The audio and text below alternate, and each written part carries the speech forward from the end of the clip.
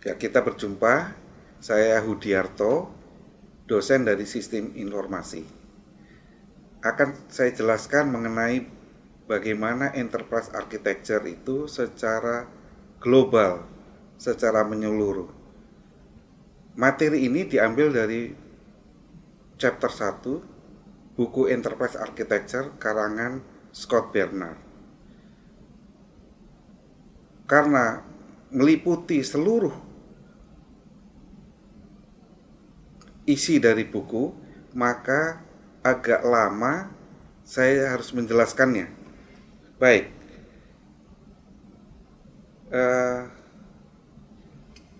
apa yang disebut enterprise?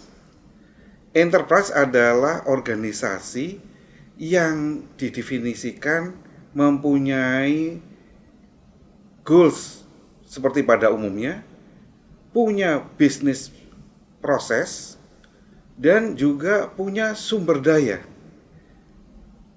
Nah, ini bisa kita lihat pada organisasi pada umumnya seperti ada di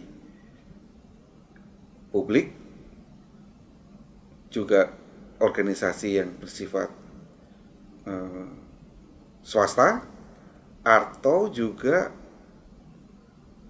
organisasi yang sifatnya non-profit seperti pemerintahan, begitu. Sedangkan enterprise architecture itu sebetulnya kegiatan untuk menganalisis dan mendokumentasikan apa saja yang ada di enterprise itu, baik dari kondisi yang saat ini dimiliki maupun kondisi masa yang akan datang, dikemas dalam bentuk strategi yang terkait erat dengan bisnis dan teknologi yang akan dipakai. Kalau kita lihat sebenarnya secara sederhana, analoginya dari enterprise architecture itu sama dengan kalau kita membuat rumah. Bayangkan kalau kita membuat sebuah rumah yang sederhana, misalkan hanya rumah satu kamar tidur. Kalau kita membuat rumah dengan satu kamar tidur tanpa sebuah rancangan atau blueprint, itu akan mudah, tidak menjadi masalah. Tetapi bayangkan kalau kita membuat rumah yang terdiri dari beberapa kamar dan kita membuatnya tahap demi tahap, artinya kamar demi kamar, tanpa adanya perencanaan yang matang, maka bisa dibayangkan rumah itu akan berantakan. Bedanya rumah dengan apartemen atau dengan hotel adalah rumah itu harus mempunyai satu titik temu di mana anggota yang ada di rumah itu berkumpul, dan disitulah yang disebut rumah. Titik kumpul itu namanya adalah ruang keluarga. Beda dengan hotel.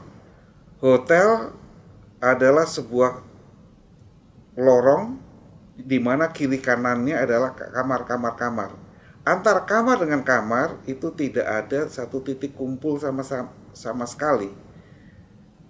Nah, begitu juga kalau kita membuat sebuah enterprise architecture untuk perusahaan, harus punya titik kumpul. Dan titik kumpul ini nanti kita bisa melihat adalah gabungan dari pandangan dari strategi bisnis, strategi teknologinya, dan strategi proses bisnisnya. Baik, kita lihat sekarang. Pada umumnya perusahaan kita lihat dari sisi sebelah kiri, itu terdiri dari atau mempunyai banyak sekali komponen-komponen yang mungkin belum diatur sedemikian rupa dengan baik. Dengan framework atau kerangka kerja enterprise architecture ini, maka kita susun, kita pilah-pilah ke dalam bentuk kubus 3 dimensi seperti yang ada di sebelah kiri. Jadi kita kumpulkan mana komponen-komponen yang sifatnya strategi, mana komponen yang sifatnya bisnis, mana komponen yang sifatnya informasi, sistem, dan kemudian network. Kemudian masih ada lagi sebetulnya 3 threads yang tidak nampak dari sini, tetapi itu penting kita perhatikan, yaitu mengenai standar yang dipakai di organisasi itu, kemudian work skill atau tingkatan orang yang akan mengoperasikan di organisasi itu, dan satu lagi adalah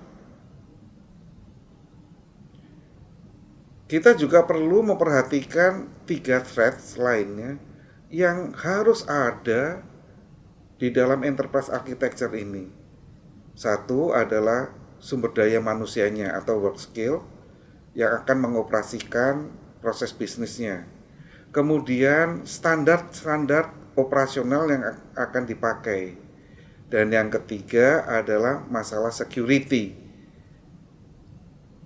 Jelas, untuk organisasi yang modern, security system itu sangat-sangat penting. Nah, rumusan daripada enterprise architecture itu secara sederhana adalah terdiri dari 3 komponen utama, yaitu mempunyai strategi untuk bisa mendukung proses bisnis dan juga memiliki teknologi yang mumpuni agar organisasi atau enterprise itu unggul dalam persaingan. Nah, ini ilmu yang mencakup enterprise architecture. Banyak sekali komponennya, tetapi tidak usah khawatir, kita fokuskan dari 3 tadi: strategi, bisnis, dan teknologi.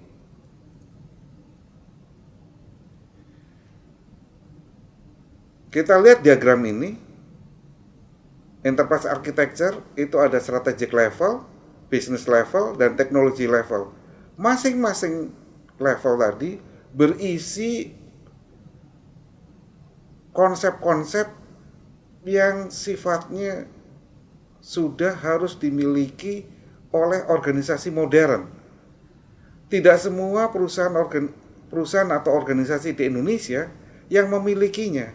Jadi kita harus menawarkan atau menjual ide kepada mereka agar mereka mampu mendapatkannya, artinya membeli konsep itu dan kemudian menerapkannya.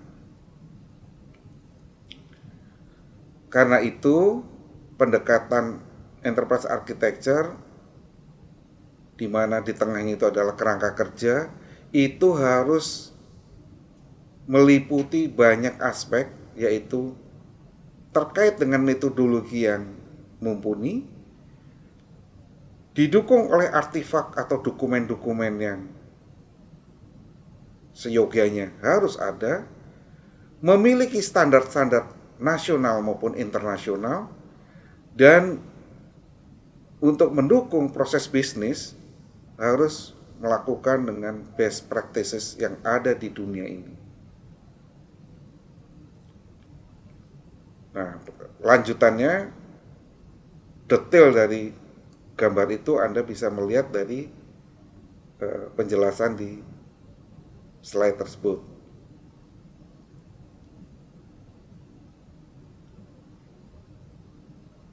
Kebijakan dalam standarisasi itu sangat penting. Hampir di semua organisasi kelas dunia itu memiliki standar-standar yang juga berkelas dunia agar produk dan jasa yang dihasilkan bisa diterima oleh masyarakat modern. Pengambilan keputusan sangat penting dalam hal ini, bagaimana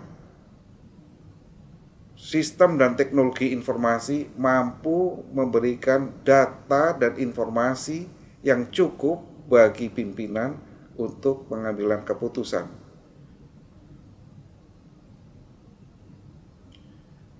Enterprise architecture tidak melupakan dan harus menggunakan metode-metode analisis dan desain yang juga bagus. Artinya sudah teruji dengan baik dan dipakai oleh banyak perancang kelas dunia. Dan di sini kita bisa melihat dari kubus ini adalah konsep atau kerangka kerja dari enterprise architecture. Kubus pertama di sebelah kiri itu menceritakan kondisi yang saat ini. Jadi kita harus menganalisis goals dan inisiatif yang ada sampai ke networks-nya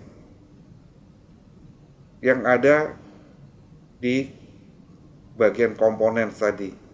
Kemudian tadi sudah saya jelaskan juga, kita harus melihat dari sisi security, standar, dan skill-nya. Setelah kita mendapatkan data itu semua, maka dengan SWOT analisis kita pindahkan menuju ke arsitektur masa mendatang. Di sebelah kanan kubus itu menjelaskan bagaimana masing-masing komponen dari goal sampai dengan networks itu ditingkatkan kualitasnya. Dan kemudian setelah kita mendapatkan kondisi masa mendatang, baru kita rancang arsitektur manajemen plan. Justru yang paling sulit adalah menentukan arsitektur manajemen plan ini. Karena pengalaman untuk memindahkan dalam bentuk rancangan ke arah rencanaan yang mudah dioperasikan memerlukan pengalaman yang cukup. Selanjutnya, saudara bisa membaca di slide-slide ini. Terima kasih.